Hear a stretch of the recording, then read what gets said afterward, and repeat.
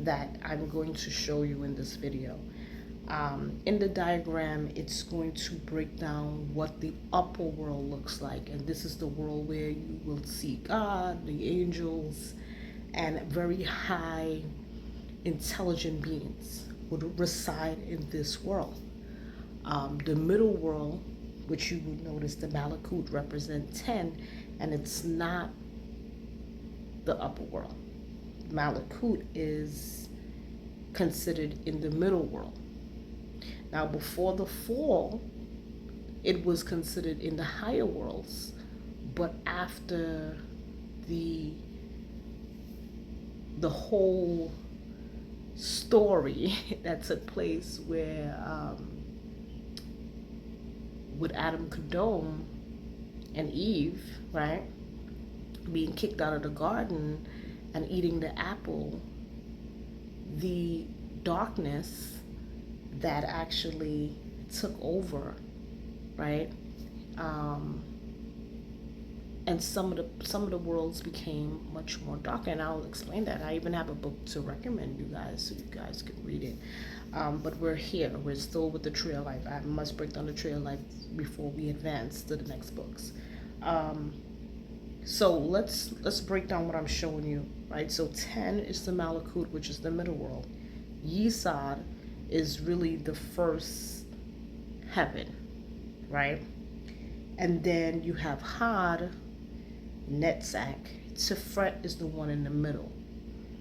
After Tiferet, you have Gerba, then Ches. After Ches, you have Bina, you have Chokma, and then you have Keta, which is the one on top. And all of these spheres make up the upper worlds. And this is how you will learn in some of the books. You will see which angel comes from some of them, and God. And you will notice that God's name in the Elohims, it's called different names. You're not going to hear it being as the word God, because God is like you're calling man. It's not his name, right? It's so many different gods, right? But you would have, and you will be able to identify his name. And as you will notice that each sphere is calling his name specifically different. And we'll get further into that. So I want you to just understand the levels of the spheres of the heavens and where, and then we will go into which angels sit in which heaven, and how to contact each angel. Not every angel, but some angels. We will go into how to contact them. That is a hidden sphere which you no longer have access to connect to that sphere. That is the sphere of knowledge. They say if you are connecting to the Acacia records, that's like you're getting your information from that, because that is the sphere of all the knowledge. And if you don't know what Acacia records is how many, it's like your records of how many times this soul has come onto this earth and had the ability to travel on this earth, and who you are, and if you're a guardian, or if you're a soul that is an old soul, like you've been here before. And in the Acacia records is how you will tap into understanding who you are, right? And this is where the knowledge is coming from. The knowledge is coming from that. Okay, so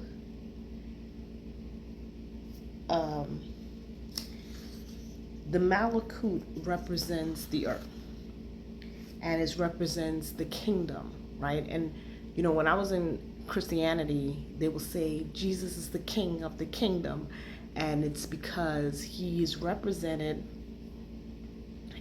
on this plane as the teacher of the solar system. And in order for you to have any kind of real connection, you have to tap into the Christ consciousness, right? And that's the metaphor behind the levels of consciousness, right? So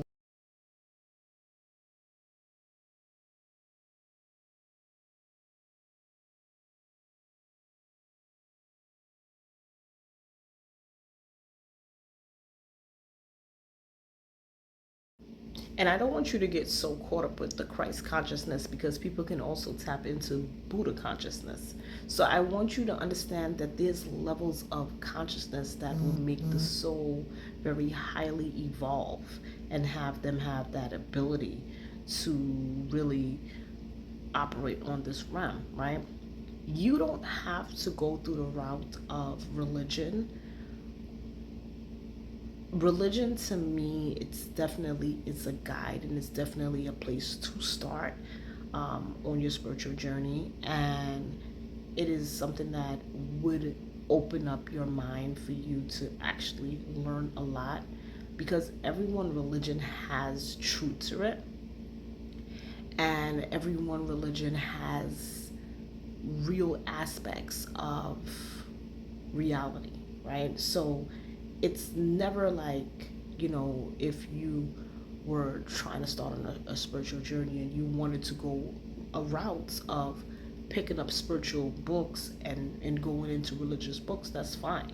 Just keep that in mind. You can always take the knowledge that you started from, and as you learn, put them all together, because there's principles and laws of the realm, and you would see that your religion, or whatever religion that you are, may have similar of the same law that you now hearing, right? So when you think about, like, I'm gonna give an example. Somebody say you must have faith. What's the difference between faith and manifesting, right? It's the same principle, different word, but the same action. It's same meaning, right? Because in order for you to, let's say you were looking for a job and you was like, I want a job, and somebody said, well, you need to have faith and believe that you're going to get a job. The same thing, the manifester is believing that they have this, they're going to get this job, and they're manifesting and believing that this job is going to become a reality. And this is why it's very important to take some of the knowledge that you already have and just continue to keep learning from the knowledge that you have. Like, if you came into this world on any religion, don't abandon your religion and criticize your religion, because sometimes the religion can help as a guide, right? And where you will have more integrity and more morality, right? Versus someone who has no belief system, right? But keep in mind, when it comes down to religion, it's a more dogmatic, right? It's my way or the highway. If you don't believe what I say, what you're saying is wrong. But you must always keep an open mind, but never, I will say, abandon it. Use it as a guide and continue learning, continue reading. Now, when we think about the Malakut from the beginning, before Adam Kadom and Eve, right, the supernal mother and the supernal father, went ahead and ate the apple, the Malakut was in the heavens, and this is why you will see the Malakut connecting to the spears, right? But the Malakut is now in the middle world.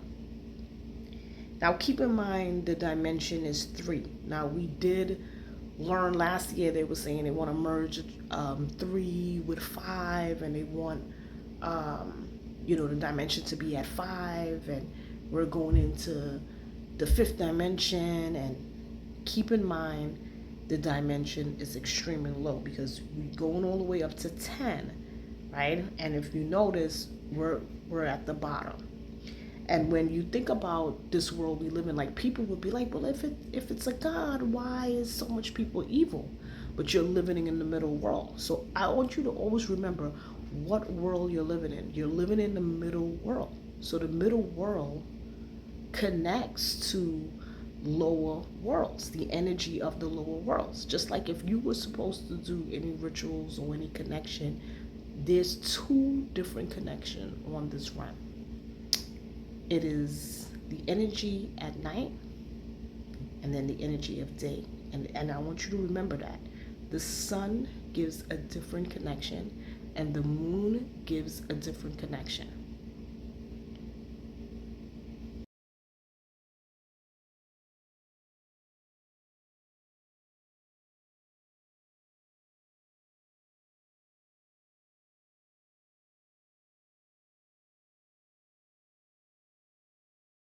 So the sun gives the solar connection, the solar energy, and the moon gives the lunar energy. And you will see, as I continue to teach, you will realize that the lunar connection is different. Like, let's say you felt like your house had energy of negativity, or you felt like your home was haunted or whatever. What you would need to do is open up the the sunlight and let it come through the home, so it could break up the pattern in the air that is connecting to the etheric plane that is allowing any entities to come through, right? So this is how the lunar energy is different, because in the lunar at night, it's underneath lunar energy. So the etheric plane, it's more potent on our realm versus the day. All right. So in the daytime, the sunlight can break up that pattern. So keep that in mind. Just like holy water can break up the pattern as well, right? And just like somebody using raid, they want to do the frankincense and myrrh. It gives a different pattern. Somebody wanted to smoke out the home. It gives a different pattern. And this is where it's very important to understand how the tree of life operates, understanding the lunar, understanding the solar, and how it affects your world. So breaking up your prayers throughout the day connects to the two different energies. And even at night, at 3 o'clock, it's connecting to, not only it connects to underworld energy in at night, but it connects to the shells, right? So it connects to the lower worlds. This is when I say underworld, it's not even connecting to the underworld. It's connecting to the abyss in the lowest sets of spirit, lowest sets of worlds. It's connecting to the Kabbalist shells. It's connecting to like what somebody would say is hell. And it's very important for you to understand the energy fields on the earth when you are trying to do rituals, when you're trying to connect, when you're trying to pray, when you're trying to meditate. Understand this is how it operates, right? And once you get that down pat, you can pretty much wing your own way of how you want to manifest and bring things into reality. How do you want to protect yourself? The fundamental things are understanding that the earth itself has laws, understanding that there's also universal laws on this realm, right? There's principles that the realm, this is just the way the realm is. This is why somebody can watch celebrities that sit on top, feel like they're the mightiest things on the world, but if they're not abiding with the principle, you're going to catch the karma of the realm. This is a karmatic realm. This is a realm that is a karma world. It is ruled and governed underneath energies of karma. Binner, which is the third one on the diagram, Binner is the heaven that gives the karma. And Binner plays a major role on this earth, just like Netzach. Netzach plays a major role on this earth. Tiferet plays a major role on this earth. So there's some of these spears that is more potent energy on this plane.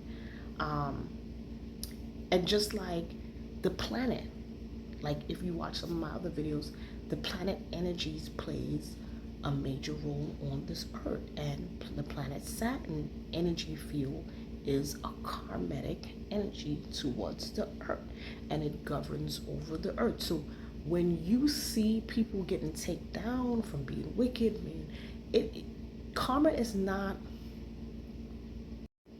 Karma is not your personal energy that comes in only when someone do something to you. Karma is here for everybody. This is a karmatic plane. Whatever you do on this plane, it's like a boomerang. It's gonna come back to you. If you recycled in and you were an older soul and you didn't finish your karmatic lesson the last time and you roll back in this time, you're gonna get the karmatic lesson this time. And that is how the realm operate. There's rules, there's laws, each plane you enter on. Anytime anything comes in here, it has to follow underneath the laws of the Malakut. Okay?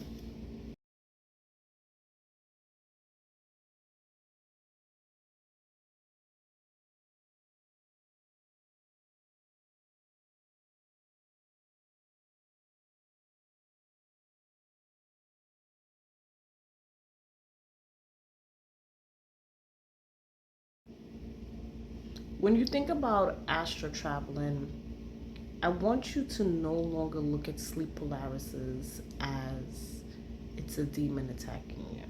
There's some demon that's sitting on your stomach and holding you down. That's not correct. If you have the ability to have sleep Polarises, you are highly gifted. Because what you can do is astral travel, and what you can do is travel right out of your body. In order for you to astral travel, you must have the ability to move through the tree of life, and every soul cannot do it. And if you have the ability to literally have the sleep paralysis, you can astral project or you can astral travel. You can even mentally travel, but that requires way more than just the astral travel part of it, because you will actually have to develop that more with more light bodies within yourself for you to mentally travel, right? But the astral travel, how does that happen? When you go into the dream world and you go beyond the dream world and you go into the vivid world, after you go into the vivid world, you go more deeper into consciousness, you end up into the astral world. And this is where the soul now jumps into the astral body and have the ability to astral travel through the planes, the realms, the whole of the tree of life. You can travel anywhere you want. And when I explain to you sleep Polarises, the chakras has to open up and release the soul. And what happened during a sleep Polarises is that the brain is not giving the body the command like it normally does, because the chakra released you. And if you are just laying there and panicking to talk or move, right, you're not going to see the ability that you have. You have to move forward like that. Like, seriously, calm down, relax, and move forward, and you will project out. Now, projecting out, I can't tell you where you're going to go. You can end up astral projecting, and that is when you end up on the planes, right? So you would no longer be in the Malakut on the physical plane, but you will still be on the Malakut in the spiritual plane, the etheric plane. Do you understand what I'm saying? You're now out into the planes. Now, if you project out and you no longer see your apartment, your house, your room, and everything looks different, you have now astral travel out. So this is how you know the astral travel. The astral travel is when you no longer see anything that looks familiar. If you are astral traveling, you have to remember the banishing to take you out the astral travel. and you must calm down, because if you are panicking during the astral travel, you will attract low entities towards you because they will feed off your fear. You must stand as your higher self. So you can call on your higher self, your guardian angel, but you must know how to do that banishing and perform that banishing to get out of that world, that plane. Do not panic. Just like you can astral project and you will no longer be in the physical world. And this is the beginning of sleep paralysis. Sleep paralysis is the beginning stage of where you are having that ability. You have to develop your gift. Your gift is not 100% developed. And once it gets developed 100%, you would be constantly astral traveling until you become the master of your own self.